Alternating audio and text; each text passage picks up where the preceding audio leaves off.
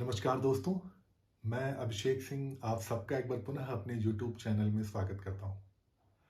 दोस्तों, आज का वीडियो यूपी पीसीएस प्रीलिम्स की तैयारी करने वाले उन सभी एस्पिरेंट्स के लिए है जिन्होंने अपनी तैयारी को एक बहुत अच्छे लेवल तक अचीव कर लिया है और जिन्हें एक फाइनल थ्रेशोल्ड की ज़रूरत है।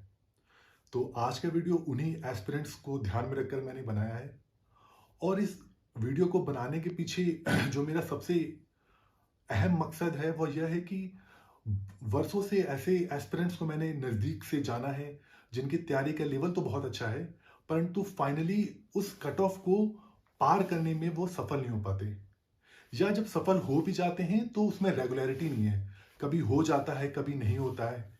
इस वजह से उनकी जो पूरी प्रिपरेशन है वो पूरी तरीके से इफेक्ट हो जाती है, क्योंकि अगर आप एक बार प्रीलिम्स में फेल हो गए तो आपको उस चक्र में एक बार पुनः आना पड़ता है और आपका पूरा एक साल खराब हो जाता है। तो आज का वीडियो उन्हीं एस्पिरेंट्स को ध्यान में रखकर मैंने बनाया है। वीडियो शुरू करने से पहले मैं ये अवश्य बता देना चाहूंगा कि इस वीडियो के माध्यम से मैं कोई रामबाण या कोई ट्रिक नहीं देने वाला हूं। ये वीडियो मेरी वर्षों की अनुभव का एक क्रक्स है जो मैं आप सबसे शेयर करना चाहता हूं, और इस स्ट्रेटजी को या अनुभव को लेकर मैंने वर्षों से इस एग्जाम को आसानी से, जो क्वालिफाइंग स्तर है उसको आसानी से क्लियर किया है। तो वीडियो स्टार्ट करने से पहले मैं आप सबको बताना ये चाहूंगा कि आप अगर यूपी पीसीएस का लेटेस्ट ट्रेंड देख रहे हैं तो आपको इसमें बहुत सारे परिवर्तन देखने को मिल रहे हैं। परिवर्तन रिलेटेड है जो टाइप ऑफ क्वेश्चन पूछे जा रहे हैं। तो हमारा जो प्रिपरेशन होना चाहिए उसी को ध्यान में रखकर होना चाहिए। तो इसके लिए मैं आप जो लास्ट ईयर्स के जो क्वेश्चन पूछे गए हैं उनका मैं पूरा एक डाटा लेके आपके सामने उपस्थित हूं। तो सबसे पहले शुरुआत करते हैं करंट अफेयर्स की। लास्ट ईयर 2023 में करंट अफेयर्स के लगभग 31 क्वेश्चन पूछे गए।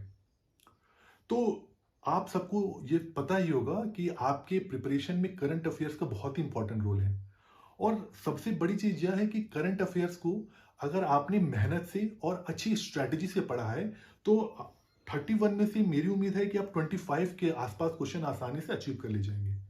बट आपको करना इसमें यह है कि आपको थोड़े से चेंजेस लाने की आवश्यकता है। चेंजेस इस संदर्भ में है कि आप जो भी मैटर आपने कंसल्ट कर रहे हैं अपने इस करंट अफेयर्स की प्रिपरेशन के लिए, उस मैटर को आपको थॉरोली पढ़ना होगा। जो मंथली मैगजीन यूज कर रहे हैं वो विजन की हो सकती है, वो दृष्टि की हो सकती है, या प्रतियोगिता दर्पण की हो सकती है। उनके लिए जो ये जो जो करंट में जो क्वेश्चंस आ रहे हैं वो आसानी से ऐसे एस्पिरेंट उन्हें आसानी से सॉल्व कर सकते हैं। परंतु ऐसे एस्पिरेंट्स जो ईयरली मैगजीन पर डिपेंडेंट रहते हैं उनके लिए थोड़ी सी प्रॉब्लम हो रही होगी अवश्य ही, जो करंट के जो क्वेश्चंस का नेचर है। तो इसके लिए मैं आपको ये बताना चाहता हूं कि आप जो भी पढ़ रहे हो, जो भी करंट के मैगजीन आप पढ़ रहे हो, आप उसमें ये कर सकते हैं कि जो ईयरली मैगजीन पढ़ रहे हो उनके लिए मैं जरूर कहना चाहूंगा कि वो लास्ट 3 से 4 महीने की मंथली मैगजीन जरूर ले लें। वो कोई भी हो सकती है, बहुत डेप्थ में ना जाइए कि आपको 8 महीने पढ़ें, लेकिन आप लास्ट के 3 से 4 महीने के अवश्य पढ़ लें, क्योंकि आपके पास समय बहुत कम बचा हुआ है। तो आप प्रिपरेशन को अपनी बिल्कुल ही नई दिशा में नहीं ले जा सकते हैं। इसके लिए आवश्यक यही होगा कि आप अपनी प्रिपरेशन को थोड़ा सा और पॉलिश कर लें। तो मैं ऐसे एस्पिरेंट्स के लिए कहूंगा कि जो ईयरली मैगजीन पढ़ रहे हैं वो जरूर 3 से 4 महीने की जो भी मंथली मैगजीन अवेलेबल है मार्केट में, अच्छी अच्छी जो मंथली मैगजीन अवेलेबल है उसको जरूर एक बार पढ़ लें। दूसरा जो इंपॉर्टेंट सेक्शन है वो है हिस्ट्री का। और हिस्ट्री के लिए बहुत सारे मिथ मार्केट में चलते हैं। जो सबसे जो अहम मिथ है, जो आप सब जिससे वाकिफ भी होंगे, वो ये है कि आप सब जो भी 10 ईयर्स क्वेश्चंस हैं उसको सॉल्व कर लें, आसानी से आप हिस्ट्री के क्वेश्चंस को एग्जाम में कर ले जाएंगे। परंतु अगर आपने 2-3 साल के पेपर्स को देखा होगा तो ऐसा पॉसिबल नहीं हो पा रहा है। उसका जो सबसे बड़ा रीजन ये है कि क्वेश्चन के नेचर चेंज हो चुके हैं, और हिस्ट्री में जो क्वेश्चन पूछे जा रहे हैं उसके नेचर जो है रिपीटेबल नहीं रहे हैं।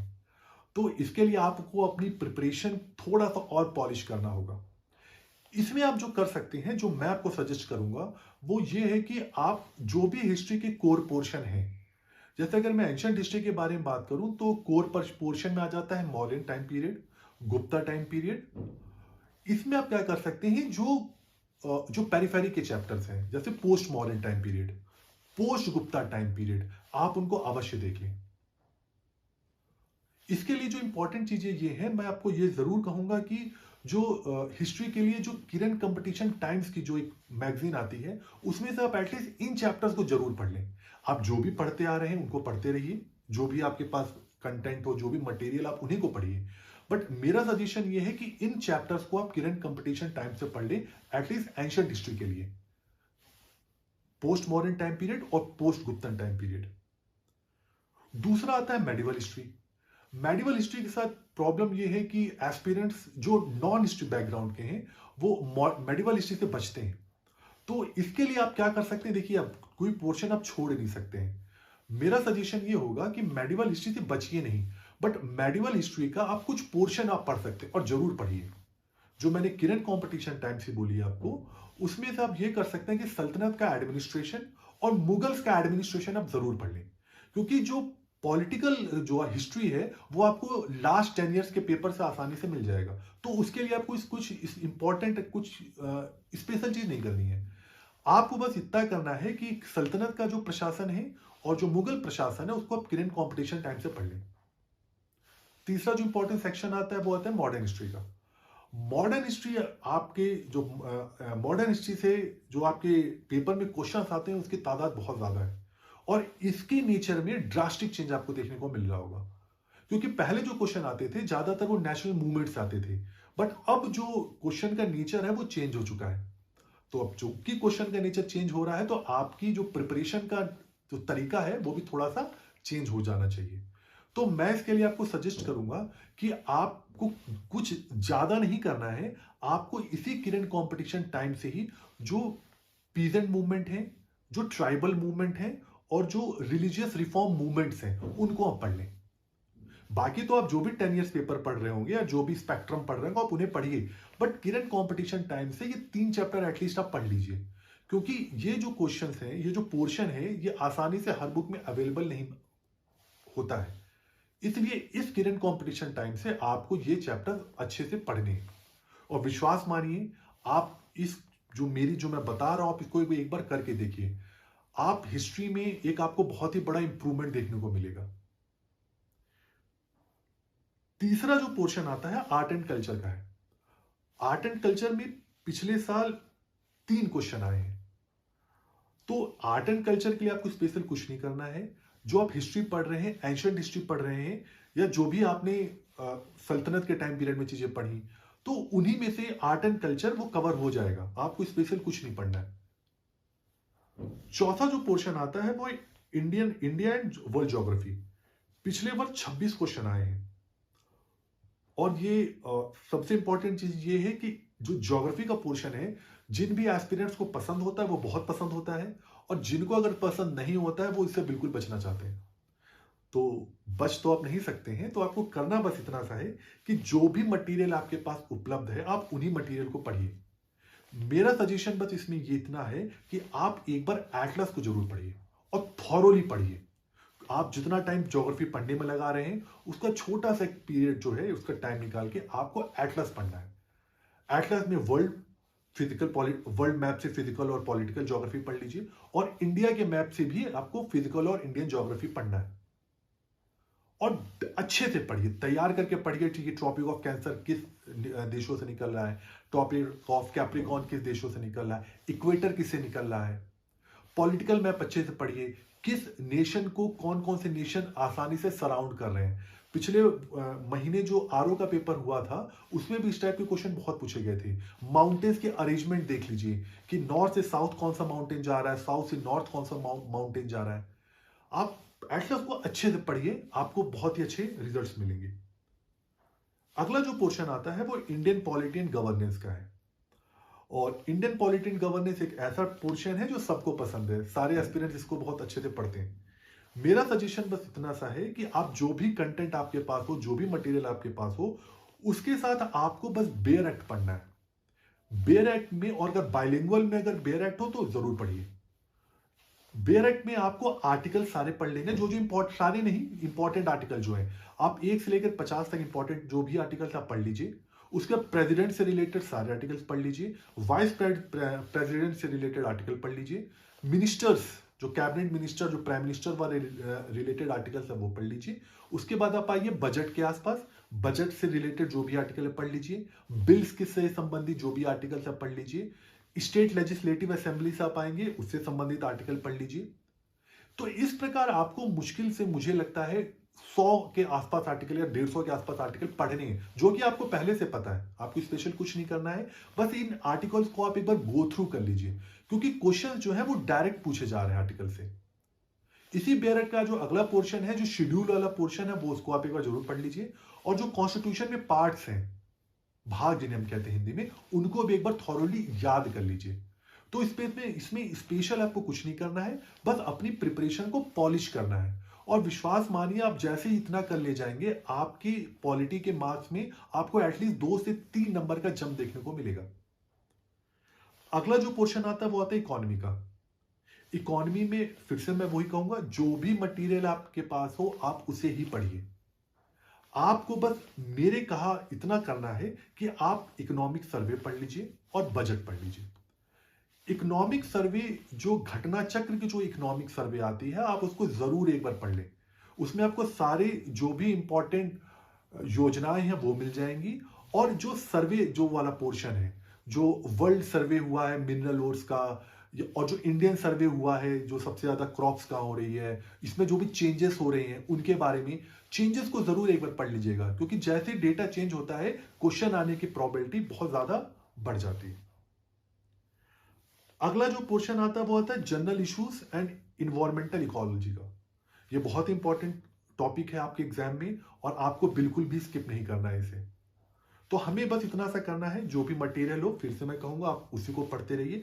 आपको बस इतना सा करना है, जो बौद्धिक परीक्षा वाणी की जो एक छोटी पतली सी बुक आती है, उसमें को आपके लास्ट के जो चैप्टर्स हैं उनको पढ़ लीजिए। लास्ट के चैप्टर्स में आपको क्या क्या मिलेंगे, आपको मैन एंड बायोस्फीयर वाला चैप्टर एक है, उसमें जितने भी इंपॉर्टेंट कन्वेंशंस हैं वो पढ़ लीजिए। और आप वो भी नहीं पढ़ना चाह रहे हैं तो उस बुक में एक बॉक्स करके परीक्षा दृष्टि लिखा रहता है, और उसमें जो बुलेट पॉइंट्स में जो भी पॉइंट्स हैं आप उनको पढ़ लीजिए। आप विश्वास मानिए, आपने अगर इतना कर लिया, पॉलिटी में आप इन्वायरमेंट में भी आपको 2 से 3 क्वेश्चन का जंप देखने को मिलेगा।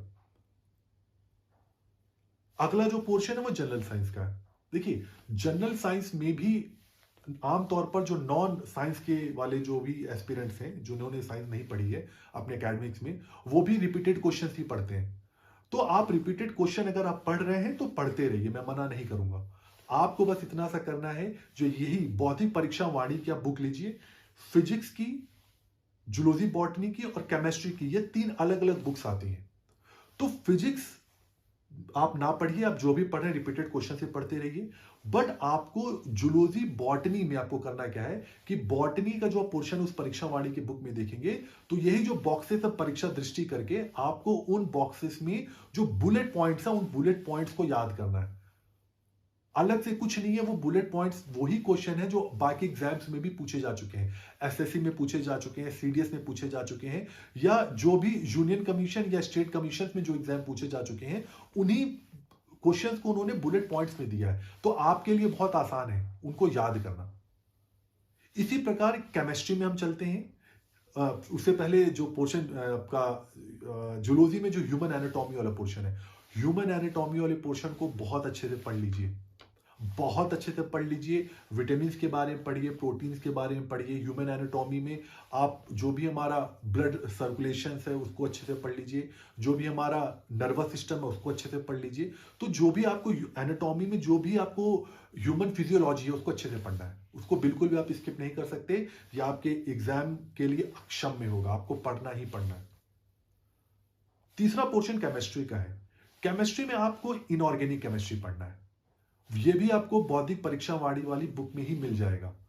और केवल आप इनऑर्गेनिक केमिस्ट्री को पढ़िए, रिपीटेड क्वेश्चन पढ़ रहे हैं पढ़ते रहिए, लेकिन आपको जो बौद्धिक परीक्षा वाणी की जो पुस्तक है उसमें जो परीक्षा दृष्टि करके जो पोर्शन दिया हुआ है, उस पोर्शन के बुलेट पॉइंट्स को अच्छे से पढ़ लीजिए।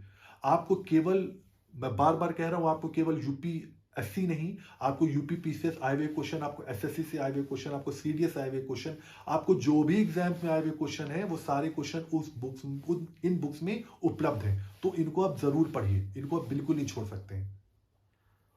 और जो लास्ट और सबसे इंपॉर्टेंट पोर्शन आ रहा है यूपी स्पेशल का, जैसे कि एग्जाम का पैटर्न चेंज हो चुका है, तो उसके लिए यूपी स्पेशल बहुत एक इंपॉर्टेंट पोर्शन बन चुका है।